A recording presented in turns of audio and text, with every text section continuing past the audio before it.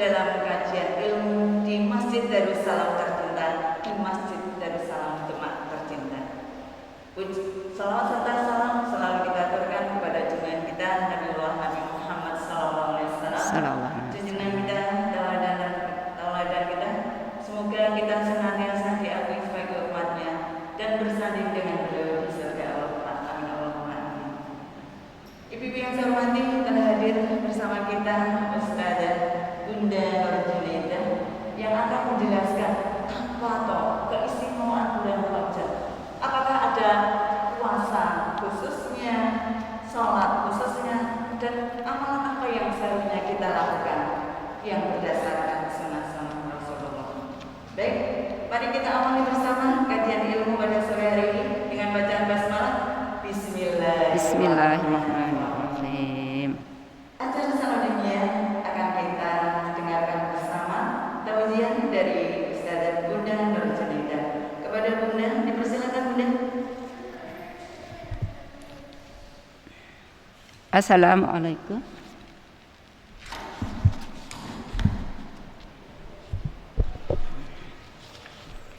Assalamualaikum warahmatullahi wabarakatuh.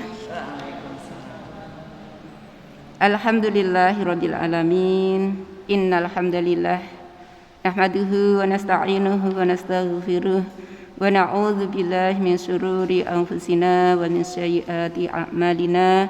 May yahdihillahu fala mudhillalah wa may yudlil fala hadiyalah.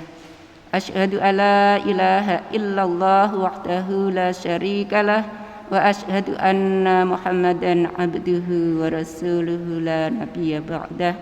Allahumma shalli ala sayyidina Muhammadin wa ala alihi wa sahbihi ajma'in. Amin. Amma ba'du. Ibu-ibu Aisyah yang dirahmati oleh Allah, marilah kita bersyukur kehadirat Allah Subhanahu wa taala yang selalu melimpahkan nikmat dan karunia-Nya kepada kita sehingga kita pada sore hari ini bisa bermuwajahah dalam keadaan sehat walafiat di majelis ilmu ini. Ibu-ibu yang dimuliakan Allah, sekarang kita sudah berada di bulan Rajab. Bulan Rajab termasuk bulan haram atau bulan yang suci. Allah Subhanahu wa taala berfirman, A'udzu billahi minasyaitonir rajim. Inna iddatas syuhuri indallahi isna asyara sahran fi kitabillahi yauma khalaqas samawati wal ard. Khalaqas samawati wal arda minha arba'atun hurumun dzalika dinul qayyimu fala tazlimu fihinna anfusakum. Al-ayat, yang artinya sesungguhnya bilangan bulan pada sisi Allah adalah 12 bulan dalam ketetapan Allah di waktu Dia menciptakan langit dan bumi. Di antaranya 4 bulan haram. Itulah ketetapan agama yang lurus. Maka janganlah kamu menganiaya diri kamu dalam bulan yang 4 itu. Quran surat At-Taubah ayat 36. Para ibu yang dimuliakan Allah, bulan Rajab itu bulan yang keberapa? Ke-6 ya Bu ya? Oh ya. Coba mari kita ulangi bulan-bulan Qamariyah atau bulan-bulan yang dipergunakan oleh umat Islam, seharusnya begitu. Bulan yang pertama adalah Muharram, Safar, Rabiul Awal, Rabiul Akhir, Jumadil Awal, Jumadil Akhir, Rajab, Sa'ban, Ramadan, Syawal, Dzulqa'dah, Dzulhijjah. Berarti sekarang bulan yang ke-7. Mudah-mudahan kita dipertemukan oleh Allah dengan bulan Ramadan. Karena 2 bulan lagi kita memasuki bulan Ramadan.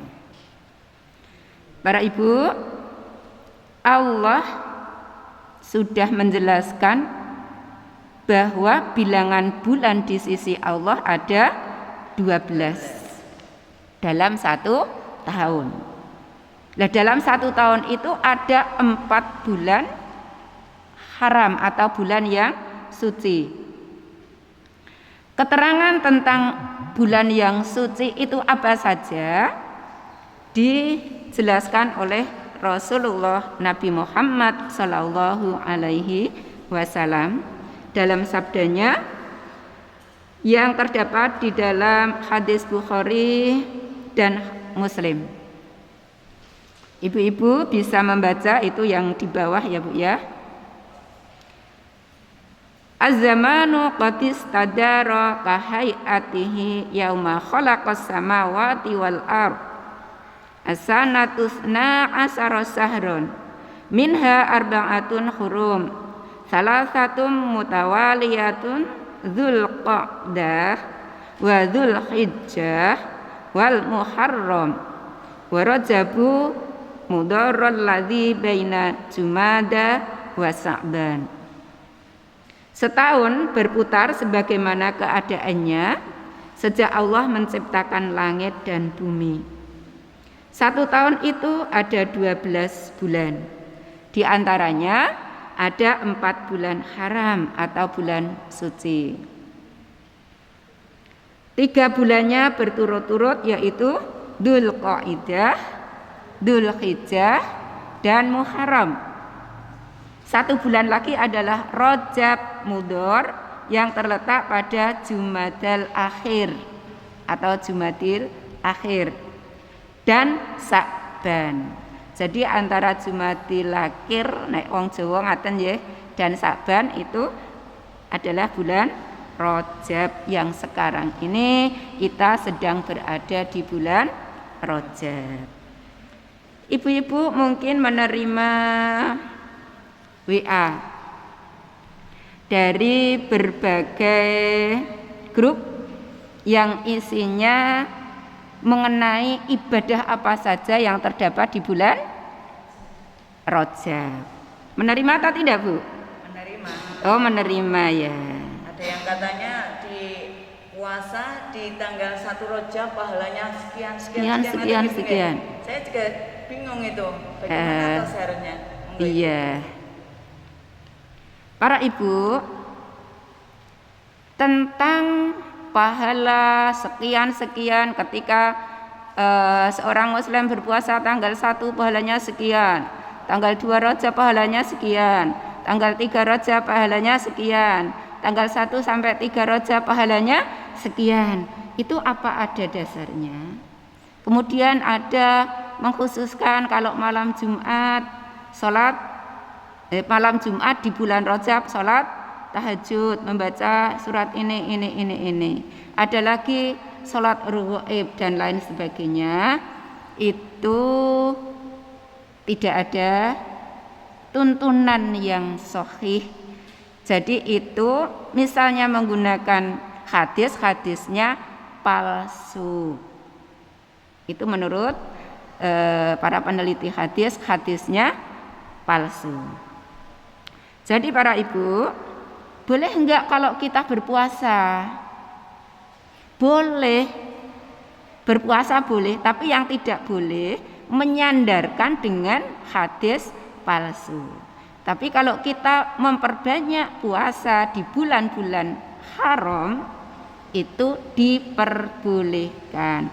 Jadi tidak hanya di bulan Rajab saja, tapi memperbanyak puasa di bulan haram. Jadi tadi di bulan Dzulqa'dah, Dzulhijjah, Muharram, dan Rajab.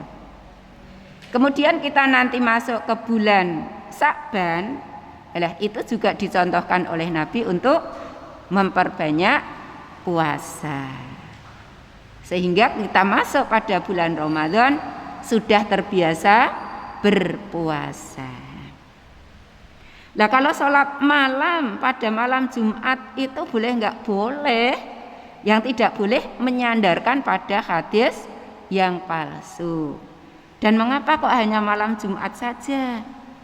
Sholat malam monggo diusahakan bisa setiap malam, tidak hanya pada bulan Rajab malam Jumat saja. Yang tidak diperbolehkan adalah menyandarkan ibadah dengan hadis yang palsu, itu yang tidak diperbolehkan. Para ibu yang dimuliakan oleh Allah, Ibnu Hajar mengatakan seperti ini tentang terkait dengan amalan khusus yang terkait dengan bulan Ramadan, baik bentuk sholat, puasa, zakat maupun umroh. Mayoritas ulama menjelaskan bahwa hadis yang menyebutkan amalan bulan Rajab adalah hadis batil dan tertolak.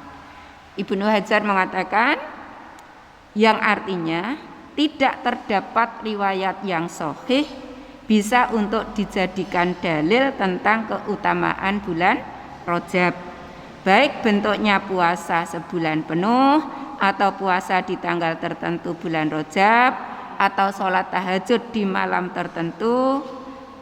Keterangan ini telah didahului oleh keterangan Imam Hafidz Abu Ismail Al-Harawi juga menjelaskan tentang hal seperti itu, yaitu tidak terdapat dalil yang sahih yang menyebutkan adanya anjuran sholat tertentu di bulan Rajab. Adapun hadis yang menyebutkan keutamaan sholat raghaib di malam Jumat pertama bulan Rajab adalah hadis dusta, batil dan tidak sahih. Sholat raghaib adalah bid'ah menurut mayoritas ulama. Nah, kembali kepada firman Allah tadi para ibu. Inna iddatas syuhuri indallahi isna asyara sahran fi kitabillahi yauma khalaqas samawati wal arda minha arba'atun hurum dzalikat dinul qayyimu fala tadzlimu fihinna anfusakum. Sesungguhnya bilangan bulan pada sisi Allah adalah 12 bulan dalam ketetapan Allah di waktu Dia menciptakan langit dan bumi. Di antaranya 4 bulan haram. Itulah ketetapan agama yang lurus. Maka janganlah kamu menganiaya diri kamu dalam bulan yang 4 itu. Monggo ini yang kita garis bawahi, bahwa kita oleh Allah diberi rambu-rambu jangan sampai kita menganiaya diri, berbuat aniaya di 4 bulan itu. Nah kalau di bulan yang lain ya tidak boleh, tapi di 4 bulan itu lebih ditekankan lagi. Bentuk menganiaya diri itu seperti apa? Coba kita mengingat cerita Nabi Adam alaihissalam dan Ibu Hawa, istrinya. Ketika beliau berada di sorga, kemudian digoda oleh iblis, beliau berdua terpedaya, kemudian memetik buah dari pohon larangan, sehingga setelah makan buah itu bajunya hilang, terbuka auratnya. Kemudian Nabi Adam dan Ibu Hawa mencari daun-daun surga untuk menutupi auratnya. Kemudian karena kesalahannya itu beliau tidak diperkenankan di surga, maka disuruh turun ke dunia. Padahal kalau menurut pikiran orang awam, dilarang metek, meng terus metek, kok sanksinya seperti itu. Tadinya di surga, kemudian harus turun di dunia, yang ketika di surga itu apa-apa tersedia, serba enak, ya tahu Bu, makan enak karena badan sehat, buah-buahan tersedia, padahal hanya memetik dan makan. Kok sanksinya seperti itu terus diturunkan di dunia, sehingga di dunia harus berusaha sekuat tenaga untuk memenuhi kebutuhan hidupnya. Kemudian Nabi Adam dan Ibu Hawa berdoa di dalam surat Al-A'raf ayat 23 di juz 8. A'udzu billahi minasyaitonir rajim. Qala rabbana dzalamna anfusana wa illam taghfir lana wa tarhamna lanakunanna minal khasirin. Sampun apa nggih Bu nggih? Biasa kita baca. Monggo bersama-sama Bu. Rabbana dzalamna anfusana wa illam taghfir lana wa tarhamna lanakunanna minal khasirin. Artinya, kemudian keduanya berkata, Nabi Adam dan Ibu Hawa, ya Tuhan kami telah mendolimi diri kami sendiri. Jika Engkau tidak mengampuni kami dan memberi rahmat kepada kami, nescaya kami termasuk orang-orang yang rugi. Berarti Nabi Adam sudah mendolimi dirinya sendiri. Sekarang kita, pernahkah kita mendolimi diri kita sendiri? Monggo perintah Allah tadi agar kita menjauhi, jangan sampai berbuat dolim, menganiaya diri. Kita introspeksi, pernahkah ya kita menganiaya diri kita sendiri? Pernah boten Bu? Kira-kira pernah atau tidak? Pernah ya? Pernah. Kadang terasa, kadang tidak. Kadang mendolimi orang lain, mendolimi hewan dan lain sebagainya. Para ibu yang dimuliakan oleh Allah, kita ini menjadi manusia diberi kenikmatan yang sangat banyak oleh Allah sehingga kita tidak dapat menghitungnya. Maka sudah sewajarnya dan wajib kita untuk bersyukur. Agar kita bisa bersyukur dengan sebenar-benarnya syukur, maka kita juga harus introspeksi diri. Lah ku syukur ki wis tenanan, apa kita masih mendolimi diri sendiri? Kalau kita berlaku sombong, itu termasuk mendolimi diri sendiri atau tidak Bu? Mendolimi diri sendiri. Karena orang yang sombong tidak akan diizinkan masuk surga. Nah, kesempatan introspeksi diri kita di sore hari ini, monggo kita mengoreksi diri kita sendiri tentang sifat ini, sombong. Mudah-mudahan kita bisa menjauhi sombong. Penyebab sombong ada banyak ya Bu ya. Satu karena materi, dua karena kecerdasan, tiga karena amal kebaikan. Ini bisa menyebabkan sombong. Sombong itu apa Bu? Merasa dirinya lebih daripada orang lain, lebih baik, lebih kaya, lebih cantik, lebih soleh, pokoknya merasa dirinya lebih daripada orang lain.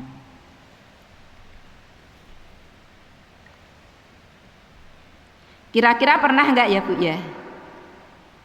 Ketika kita sedang sholat misalnya, datang ke masjid,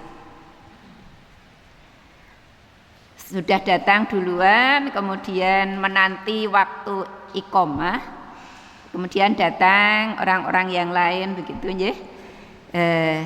Ada yang sholat tahiyatul masjid, ada yang sholatnya pelan, ada yang sholatnya cepet-cepetan.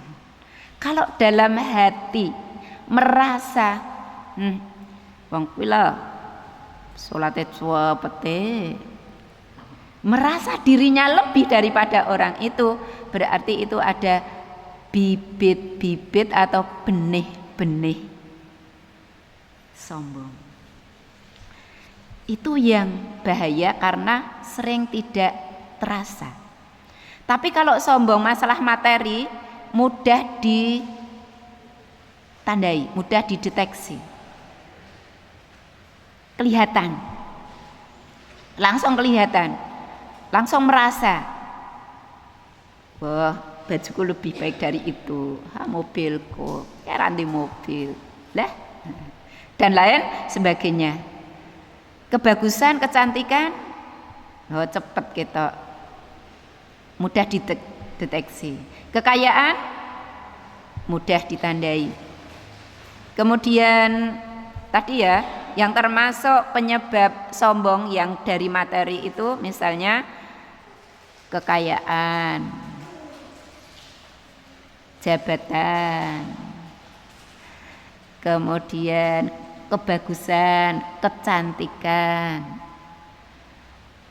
Yang termasuk penyebab dari kesombongan, kecerdasan apa Bu? Kepandaian, kepiawian, kemampuan, pokoknya yang lebih-lebih, kesempurnaan. Lah, yang ketiga ini, yang dari kebaikan itu yang sulit diidentifikasi, kadang-kadang tidak merasa. Para ibu, bibit-bibit atau benih-benih kesombongan ini bisa menimpa siapa saja, baik dari orang yang tidak punya, orang yang kaya, orang pinter, orang bodoh, kiai, pejabat, profesor, doktor, bisa benih-benih itu bisa mengenai siapa saja. Jadi kita perlu waspada. Dosa pertama yang dibuat oleh makhluk adalah sombong. Siapa Bu? Iblis.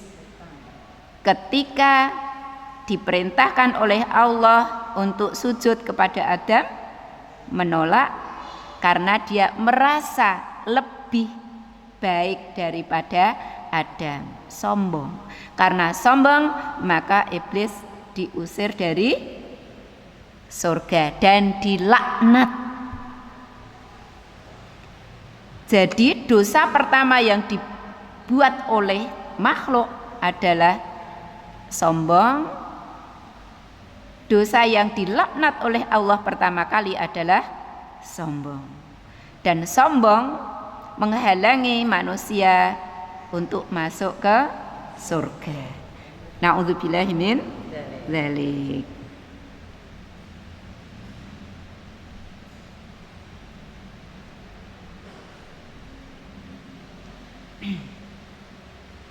Bunda, tadi dijelaskan bahwa kita dalam bulan Rajab ini kan tidak boleh puasa yang dikhususkan ya, tidak boleh sholat yang dikhususkan.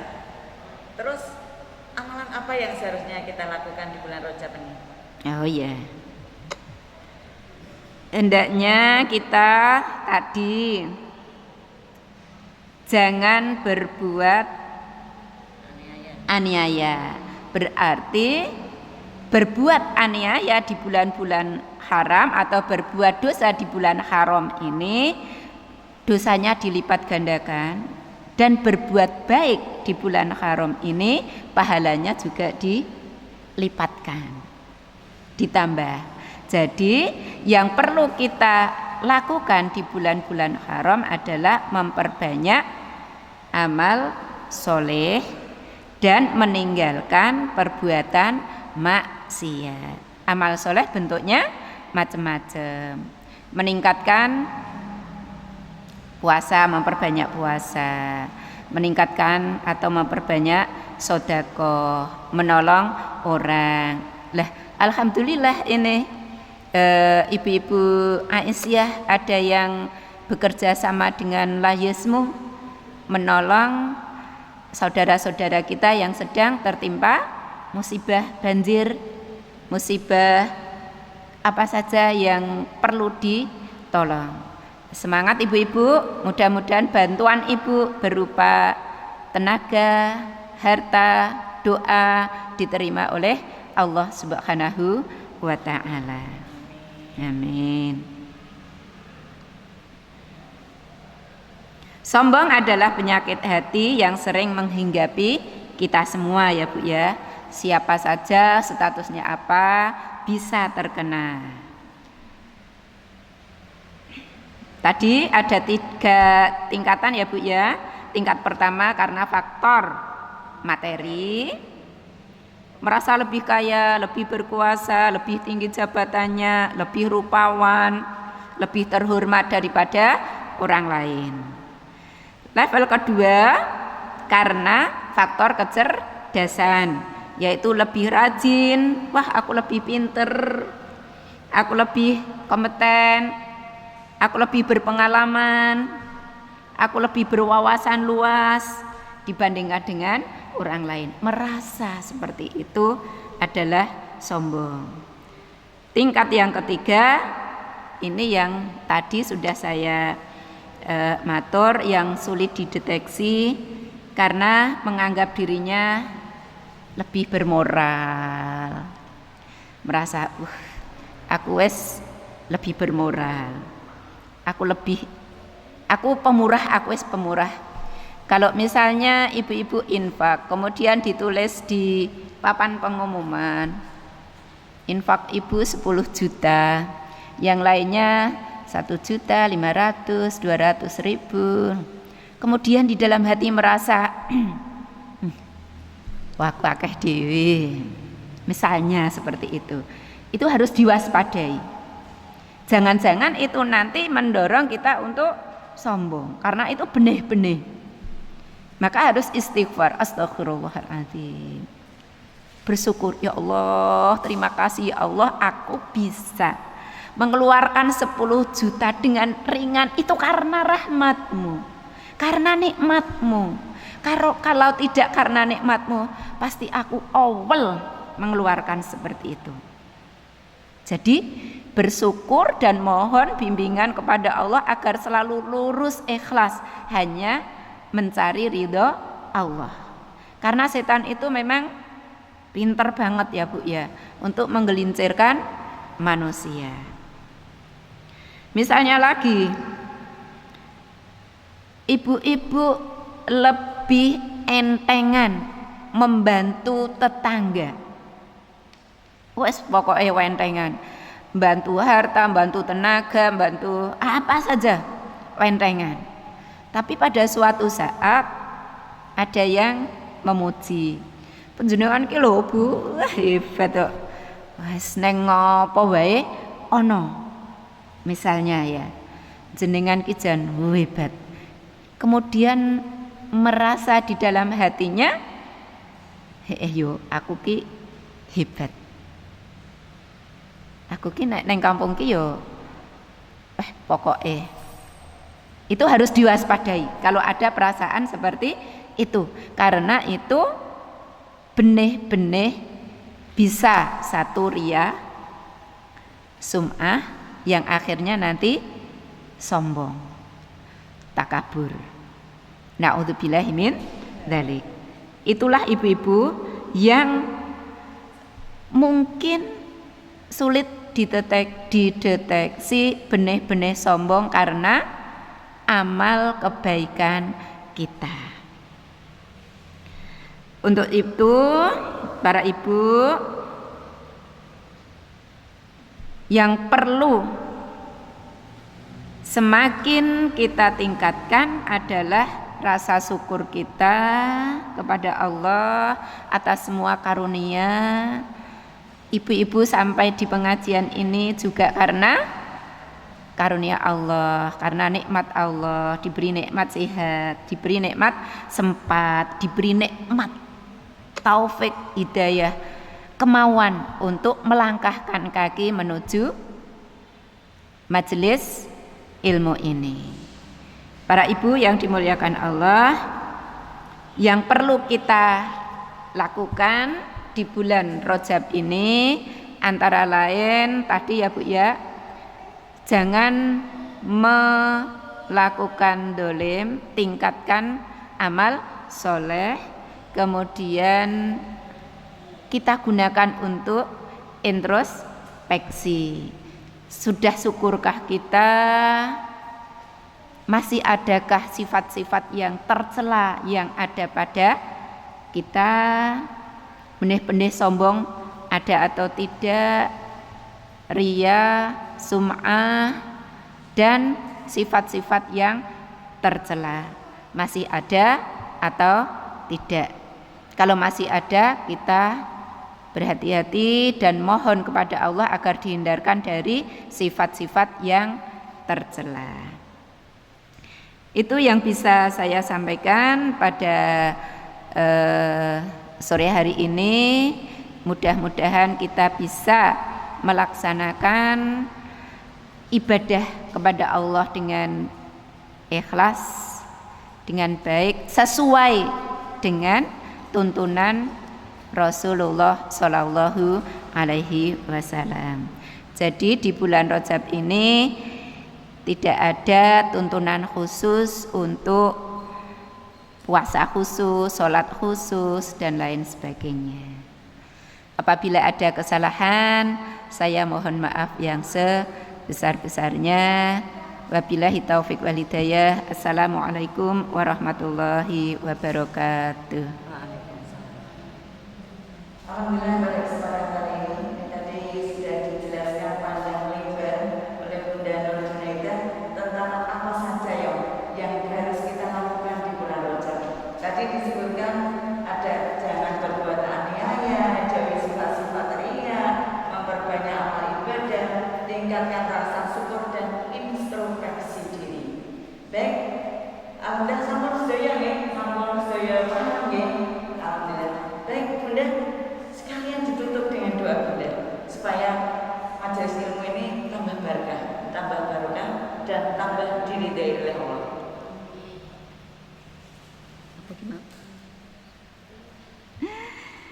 Para ibu, doa Nabi Adam tadi sampun hafal nggih?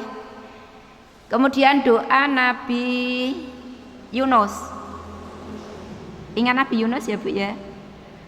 Yang dimakan oleh ikan, yaitu a'udzubillahi minasyaitonirrajim, la ilaha illa anta subhanaka inni kuntu minadz dzalimin. Monggo Bu sareng-sareng, la ilaha illa anta subhanaka inni kuntu minadz dzalimin. Lagi Bu, la ilaha illa anta subhanaka inni kuntu minadz dzalimin. Tidak ada Tuhan selain Engkau, Maha suci Engkau, subhanaka inni kuntu minadz dzalimin. Ya Allah, sesungguhnya aku telah menganiaya diriku sendiri. Kemudian Nabi Yunus berdoa itu kan di dalam perut ikan ya Bu ya, dalam perut ikan yang gelap gulita. Beliau berdoa dengan sungguh-sungguh kepada Allah, kemudian Allah berkenan mengabulkan doanya. Akhirnya Nabi Yunus bisa keluar dari perut ikan. Jadi para ibu, doa Nabi Adam, doa Nabi Yunus, monggo kapan-kapan sewaktu-waktu ibu-ibu baca, insya Allah doa-doa para nabi yang sudah dicontohkan oleh Allah lewat Al-Quran ini bisa kita praktekkan dalam kehidupan kita sehari-hari. Demikian ibu-ibu. Ibu yang terhormati, alhamdulillah kita senantiasa masih diberikan nikmat oleh Allah sampai akhir jam 5 ini. Maka marilah kita akhiri bersama kajian ilmu pada sore hari ini dengan doa kafaratul majelis. Bismillahirrahmanirrahim. Subhanakallahumma wa bihamdika asyhadu an la ilaha illa anta astaghfiruka wa atubu ilaik. Assalamualaikum warahmatullahi wabarakatuh. Waalaikumsalam warahmatullahi wabarakatuh.